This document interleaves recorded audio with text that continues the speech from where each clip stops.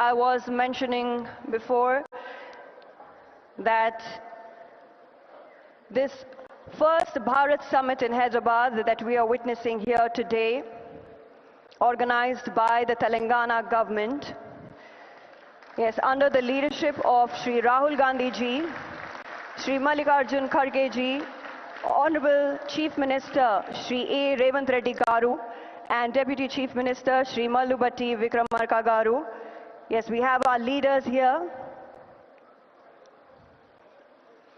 The theme of the Bharat Summit 2025 is Delivering Global Justice. We had Ms. Ann Linde and Mr. Salman Khurshid introduce the Hyderabad Declaration, and we've also, yes, heard Mr. Josh O.C., President Cameroon, speak to us. And now I would like to invite Ms. Marina Hay, Vice President, International Union of Socialist Youth, to please step forward and address the gathering. Yes, I request Ms. Marina Hay, Vice President, International Union of Socialist Youth.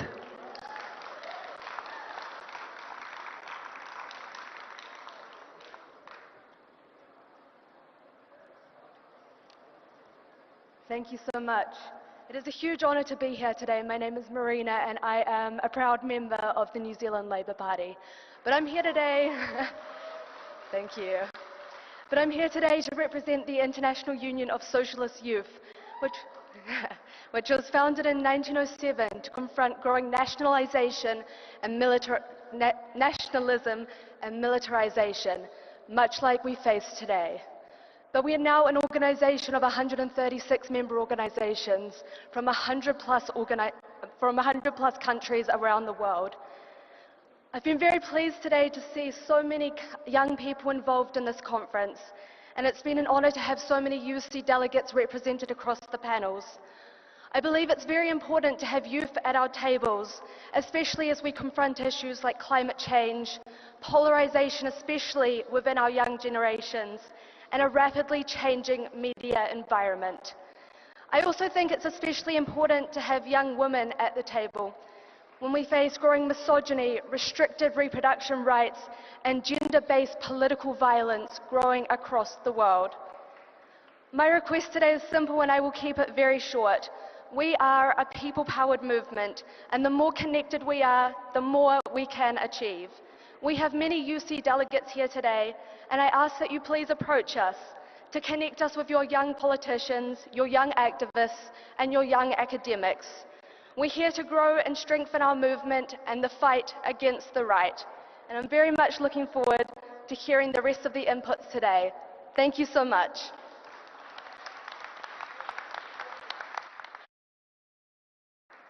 Thank you so much, Ms. Marina Hay there. Thank you so much for the remarks. I now request Ms. Jessica Ortega, Citizens Movement, Mexico, to please step forward and address the gathering. Ms. Jessica Ortega, ladies and gentlemen.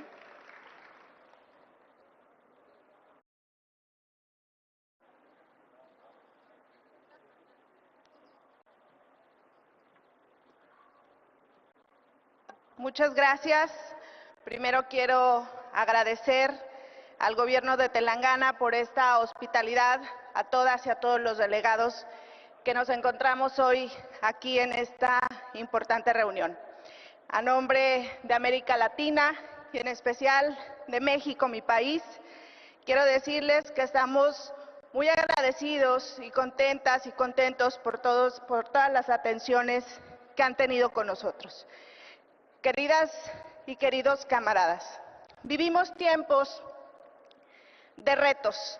Los partidos progresistas tenemos la responsabilidad histórica de unificarnos, de articular una agenda común, de mostrarnos como la mejor alternativa política para el mundo. Por eso reconozco este encuentro y deseo que todo lo compartido aquí tenga un gran beneficio. Gracias por todo. Mi reconocimiento a Macris Cabrera, al frente de la Alianza Progresista, por todos los esfuerzos que hoy se han generado. Muchas gracias y tengan buen regreso todas y todos.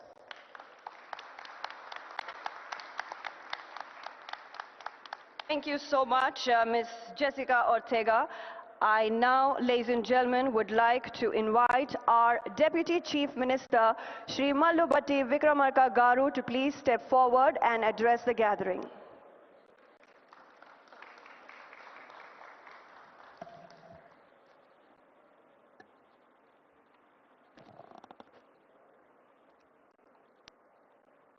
Respected our beloved leader, Sri Rahul Gandhi ji, leader of opposition Lok Sabha, Honorable Chief Minister Sri.A.Revanth Reddy Garu, my cabinet colleagues, senior leaders from AICC and NDA Alliance, leaders of Progressive Alliance and Progressive International, and all the delegates. I am privileged to welcome all of you to the ongoing Bharat Summit on behalf of Government of Telangana. It is a matter of great pride for us to have been given this opportunity to host this amazing global event here in Hyderabad. Our government, right from the first day, has put into action multiple programs which are people-centric and address the most pressing felt needs of the people. The presence of all of you here has given us the right platform not only to showcase what we have done, but also learn and imbibe the most practices of non-violence, freedom, peace, and global justice on the lines of Nyay, which is our leader, Sri Rahul Ji's vision. We do hope that this engagement will continue beyond the summit also, and we will continue to enrich our ideals, policies, and programs in days to come. Warm welcome once again.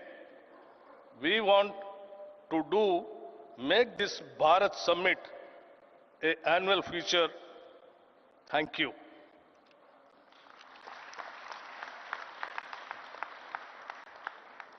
Thank you so much, sir, for the remarks, and thank you for the inspiring words.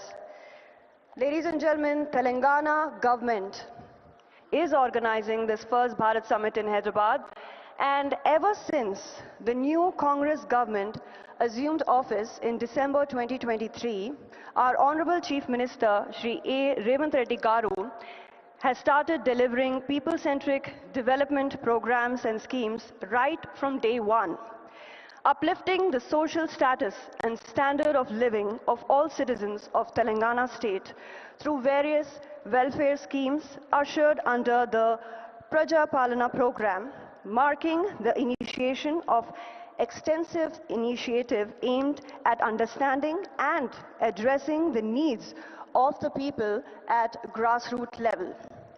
All the programs and initiatives are being led by our Honorable Chief Minister of Telangana, Sri.A.Revanth Reddy Garu, along with cabinet colleagues under the guidance and mentorship of Sri Rahul Gandhi ji, Sri Mallikarjun Kharge ji, and all senior leadership of Congress party.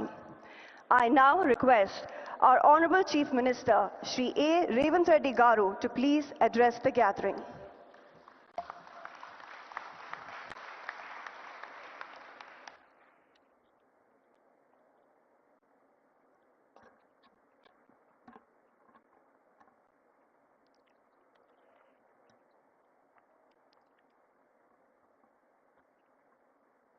Good afternoon, friends.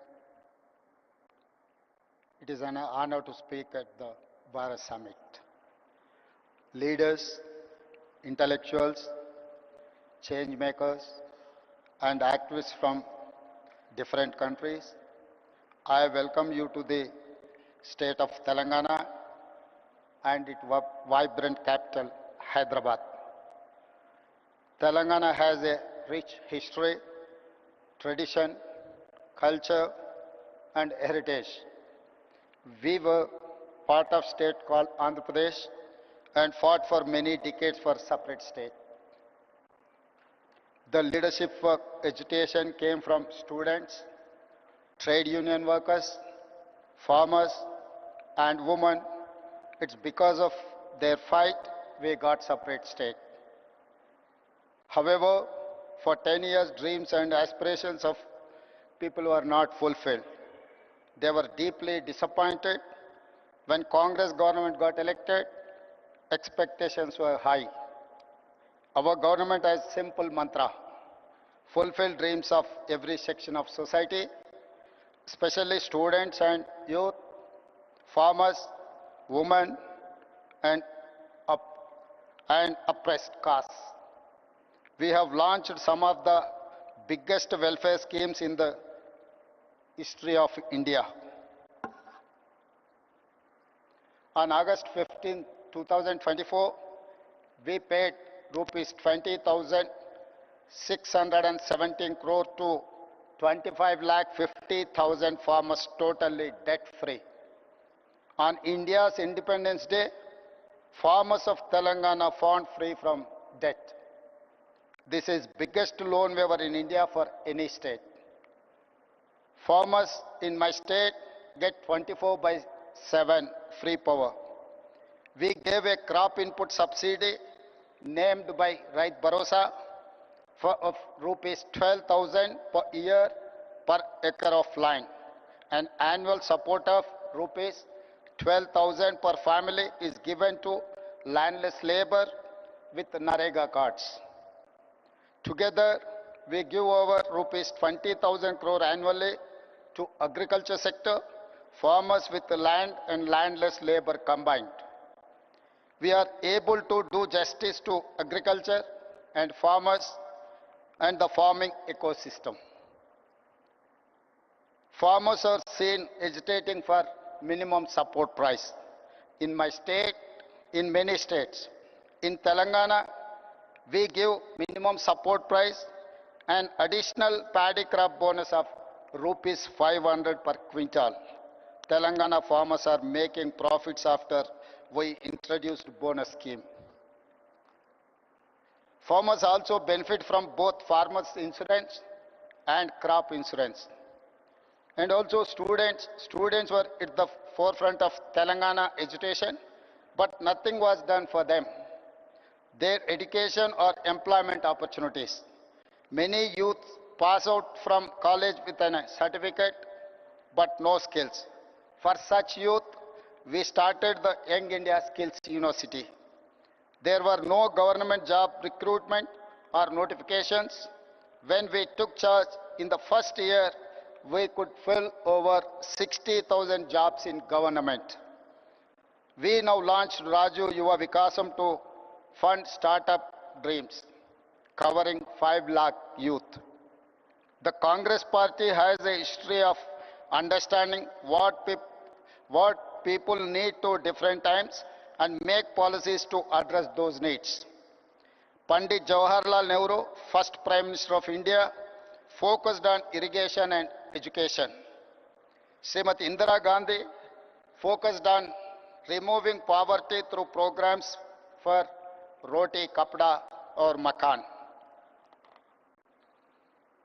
The next 3 Congress Prime Ministers, Mr. Rajiv Gandhi, P.V. Narasimha Rao and Manmohan Singh focused on modernization, development and global technology revolutions like telecom and software.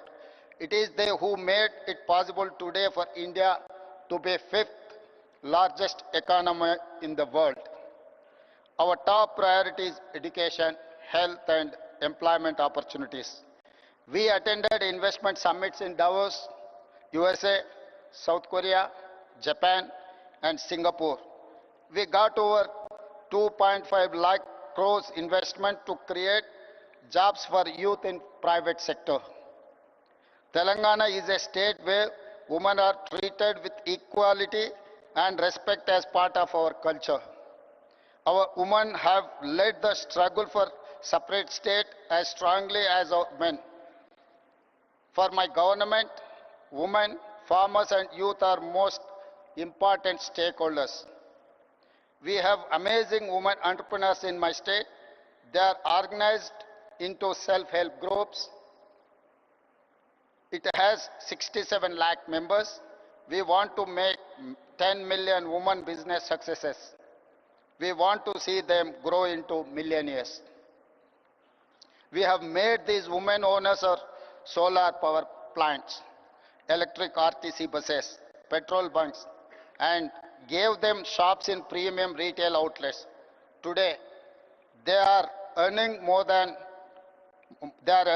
money than ever before. Today, our power distribution companies have signed deals with women solar power companies to buy 1,000 megawatt solar power. Women own 600 buses, competing with corporate transport firms. Our women entrepreneurs are competing with Adani, Ambani, and big corporates in running these solar plants, EV buses, and have shops in the highest street retail at Shilparamam.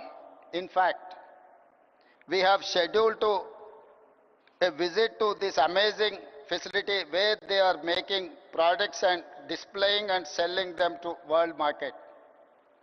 You will see their faces, happy and proud, because they own businesses next to top global companies like Microsoft, Google, HCL, Infosys, etc.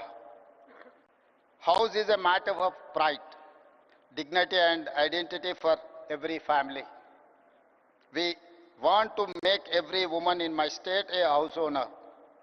As part of India Indirama Illu scheme, in first year we have given 22,000 crore to 4,50,000 families to build their own houses.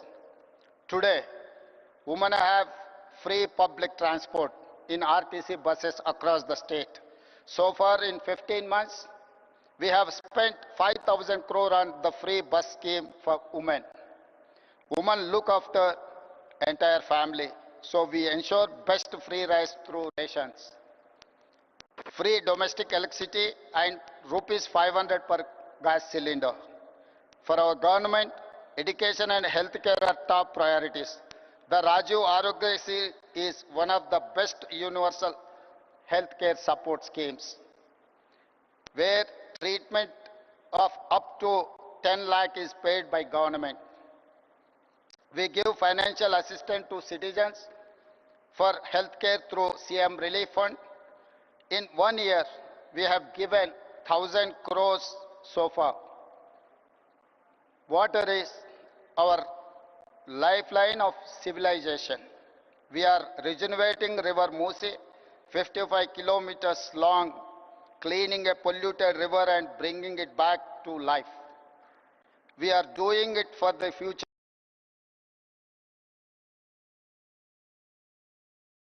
city and protect people from pollution. We have studied river and waterfront development in many cities, including River Hudson in New York, Thames in London, Sumida in Tokyo. Mose will become biggest attraction of our city in the future and create thousands of jobs. Infrastructure is crucial to fight poverty and create wealth for all. We are undertaking many infra projects to make Hyderabad a top global city. We are building future city, a 30,000 acre world-class city, a regional ring road of 370 kilometers long and expanding our metro railway. You must have visited Charminar, Golconda Fort, Makkah Masjid, Hussain Sagar Lake and Buddha statue. In times ahead, we will add many modern marvels. We are combining and balancing between needs for investments, jobs creation, economic growth and welfare and environment for good governance. Our approach is simple: increase government revenue to share with the poor people. We are transparent and proactive in reforms. For example, we are setting up a gig and app workers welfare policy. We have shared draft policy in public for feedback and suggestions. We conduct Prajavani, where citizens can share all their issues and problems. Every week, officials, MLAs, MLCs, ministers, and Chief Minister listen to people's grievances to address them. We have a portal to monitor entire program transparently. I am proud to share Telangana is the first state in India to conduct a caste survey. For nearly 100 years, no one conducted it. The empowerment of BCs is part of Telangana model. It is a reason why Telangana is rising. It is the reason why Telangana is a role model for OBC empowerment. We are first state in India to subclassify quota for Dalits to fulfill their age-old demand. Now, 15% SC quota is subdivided among subcastes. We are proud to say Telangana is rising because of Dalits are rising. I am delighted to share that Telangana is the first government to recruit third gender in our government as part of traffic police force. We will take them into other departments too. Implementing welfare, ensuring infrastructure and investment to create jobs and wealth, transparent governance and removing corruption is the hallmark for our government. We are already seeing results. Fastest growing economy, highest per capita income, fastest jobs creation, lowest inflation, best policing, highest own tax collections, rapidly emerging as a hub in many sectors like global competency centers or otherwise GCCs, EVs and data centers. Our work has started. We have to do a lot more. I invite all of you to please join this mission to change lives of people of positively. You must use your experience, knowledge, skills to share the Telangana rising story and give us inputs to do better work. Tell the world what you have seen and witnessed. Tell the world about our vision, our work, our achievements, the transformation and people's views. Become the brand ambassadors of Telangana Rising. I wish you all wonderful time at Bharat Summit. Thank you. Thank you very much.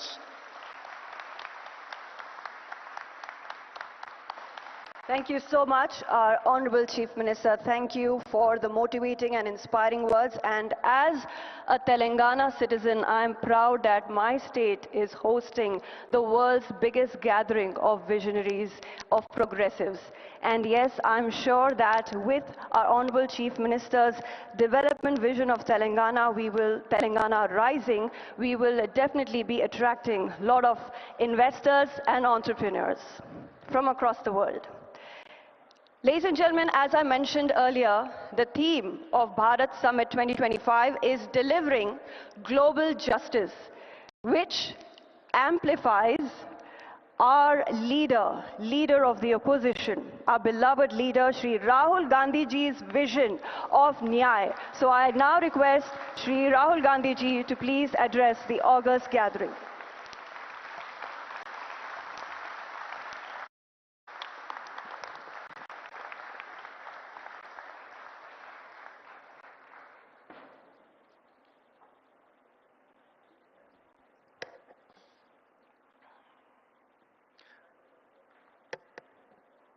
I'd like to welcome all the delegates from different countries who have come here for the summit. I'd also like to begin by thanking you for standing in solidarity with us against what happened in Kashmir a few days ago. I apologize I was supposed to be here yesterday, but I was forced to cancel my visit here yesterday because I had to go to Kashmir and meet some of the injured people. I'd also like to thank Revanth Reddy ji and the Telangana government for hosting this wonderful summit.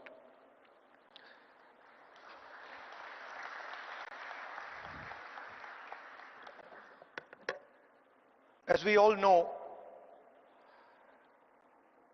politics, democratic politics, has fundamentally changed across the globe. The rules that applied, I would say, a decade ago, simply don't apply anymore. Sometimes when I speak to younger members of our party, what was effective 10 years ago, the tools that worked 10 years ago, simply do not work anymore. They cannot face the concentration of capital, modern media, modern social media. And so in a sense, the old politician is dead, and a new politician, a new type of politician has to be constructed. And that really is the challenge in front of all of us. What does this new politics look like? What are the ideas that emerge from this new politics? I'm sure you've had a deep discussion about policies, about how we should think about education, how we should think about regaining the democratic space, how we should think there. And each one of us has a particular view on that.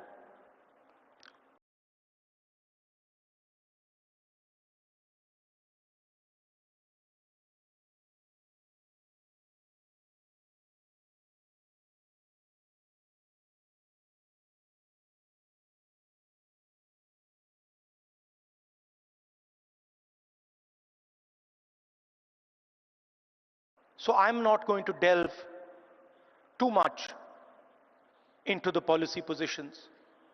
I'm going to talk about what I think is the correct lens with which to approach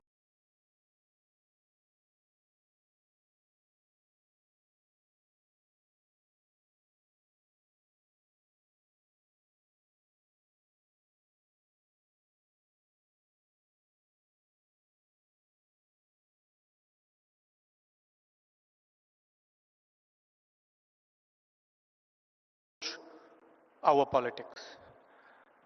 Some years ago, we in the Congress party felt completely trapped in this new politics, aggressive politics, a politics where the opposition is not talked to, but the idea is to crush the opposition. And we found that all our avenues were compromised. The media, the general atmosphere did not allow us to operate the way we would like. And so we reached back into our history and we decided to walk from Kanyakumari, which is one of the southernmost parts of our country, all the way to Kashmir, where I was yesterday. And I'd like to tell you a little bit about what I and some of my colleagues discovered on that journey. It's not a small walk. 4,000 kilometers. And I don't think we understood quite what we had taken on when we began it. But once we began, there was no way backwards. So we just carried on walking right to the end. And I essentially learned two things from that walk. Our opposition across the world has a monopoly on anger, fear, and hatred.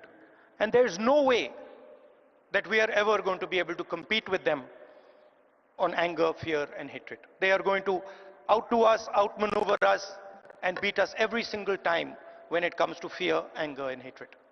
So the question is, where and how do we operate?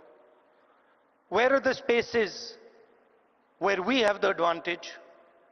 Where are the spaces from which we can build a counter narrative?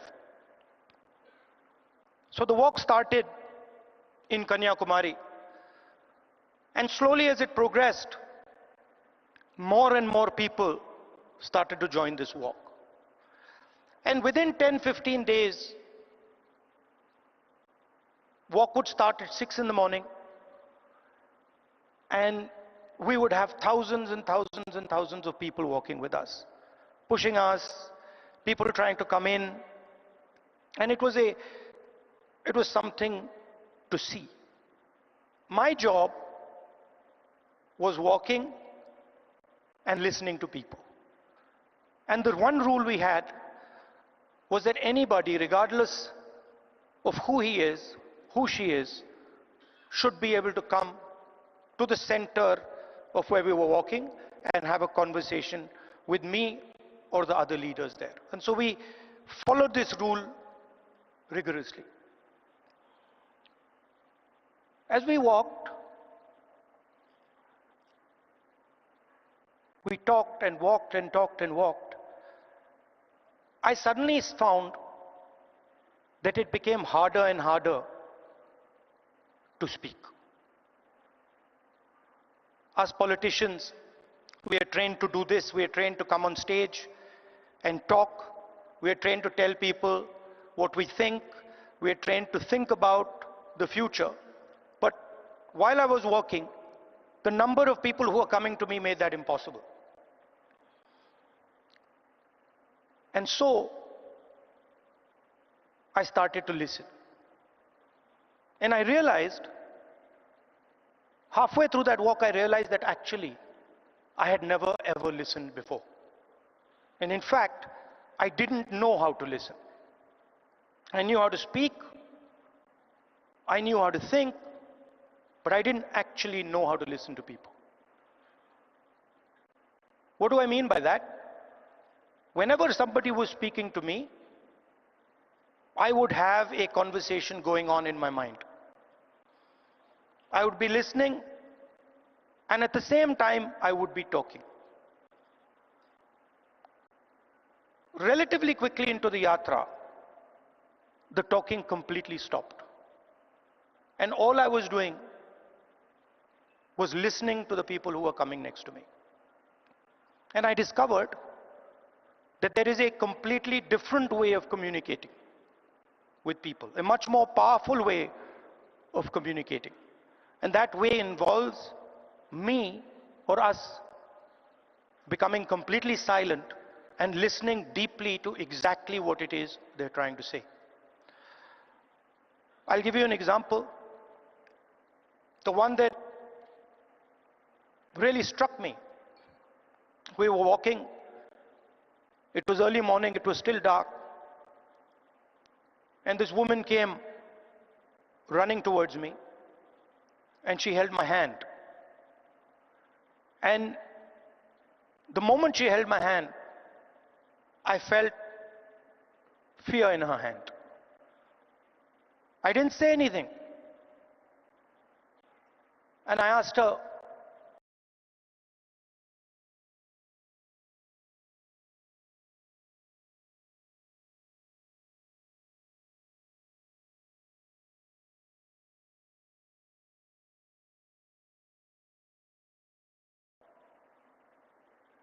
What's happened? And then she started. And she said to me,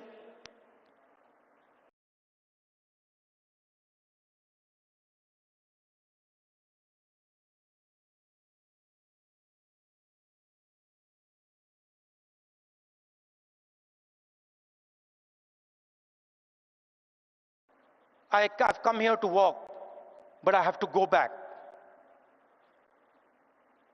I have to go back quickly. I said, why?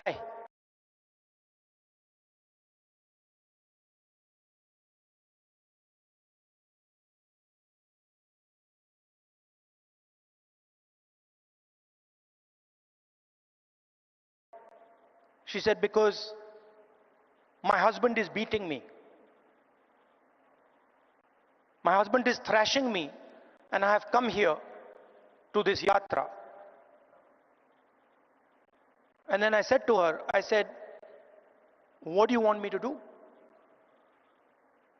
And she looked at me, she says, I don't want you to do anything.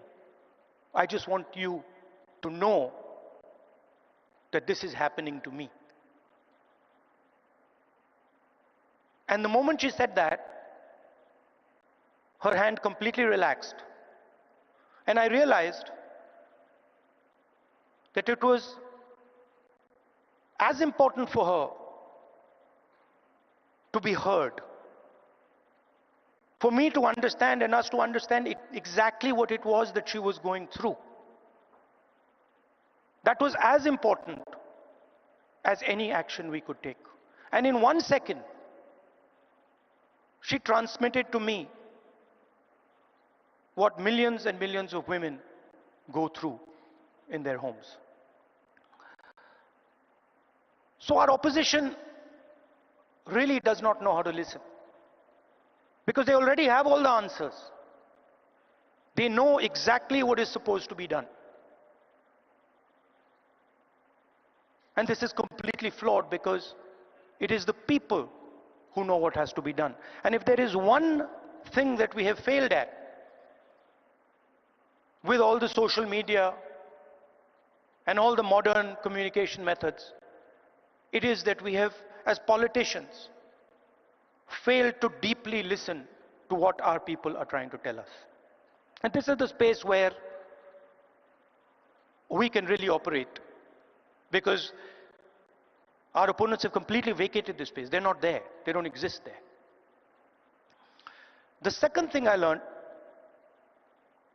even more powerful than listening properly, on the yatra, it suddenly struck me, something struck me, that when it comes to people I'm close to, my mother, my sister, my friends, I'm very comfortable using the word love. And it struck me that I'd been in politics since 2004. And I never ever used or expressed love to anybody. So I was saying to people that I want to help you. I was working hard to help people, but I was not expressing the reason I was working. And so on the yatra, I started to do so. A little girl came up to me running, and she said, "Uncle, I love you." And I said, "That's interesting. Why have I never said this before? Why have I never used this narrative that is the central narrative and the reason for what I do?" And so I started. I would listen, and then I would use the frame of love and affection, and I would tell people that, you know, I love you very much. And something quite amazing started to happen. Till the yatra, I never used the frame of love, and nobody else use the frame of love. So I didn't have people coming up to me and saying, I love you. And since I started using the frame of love, since I started saying to people these sort of uncomfortable words, that listen, I love you and that's why I do what I do, that's why I work, suddenly they started to respond. And today, in public meetings, on the street, people will stop me and say, we love you, I love you. And the powerful thing about that is it starts the conversation at a place from where it's very, very easy to operate. Often we think that we are going to connect to people indirectly through policy, through the future. We'll help you with your children's education. We'll help you with finance. And there's a place for that. But there is also a way to connect directly to the person's present. Directly saying to them that the reason I'm standing here and the reason I'm doing what I do is because I have affection, love and affection for you. And it has completely changed my politics. It has made my life so much easier. It has made my ability to connect with people so much easier, I cannot tell you. On the yatra, we got a slogan. The slogan in Hindi is Nafrat ke bazaar mein mohabbat ki dukaan, which people who understand Hindi will speak, will translate. But what it basically means is that in a marketplace of hatred, you are opening a shop of love. Now, this slogan became very, very powerful in India. The idea that no matter how much hatred someone spreads, the biggest and most powerful way to disrupt them is not to copy them, not to argue with them, not to fight with them, but right in front of their hatred, to place the idea of love and affection. So that, I think, is a framework, a potential framework for our politics. We can disagree on policies. In fact, I'm sure that every single one of us will disagree on some policy matter or the other. But the lens we use, we can all agree on. Their lens is hatred, their lens is fear, their lens is anger. Fear leads to anger, ossified anger is hatred. And our lens should be that which cuts their lens. Our lens should be love, our lens should be affection, and our lens should be listening to the wishes and the will of the people we are supposed to represent. I'd like to thank all of you for coming here. It's an honor for me to listen to what you're saying, to work with you, and I'm confident that this summit will generate the ideas that we need to build a new politics in India and the rest of the world. Thank you very much.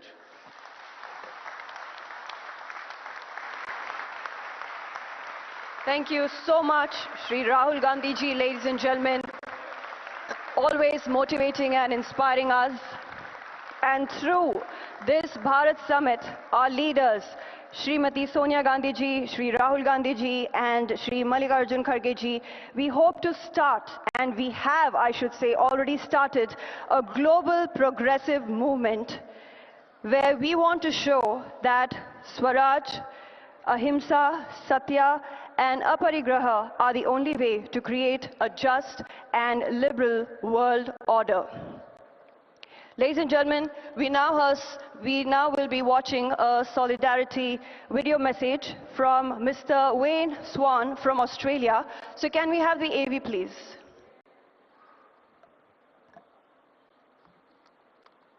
My name is Wayne Swan. I'm the President of the Australian Labor Party.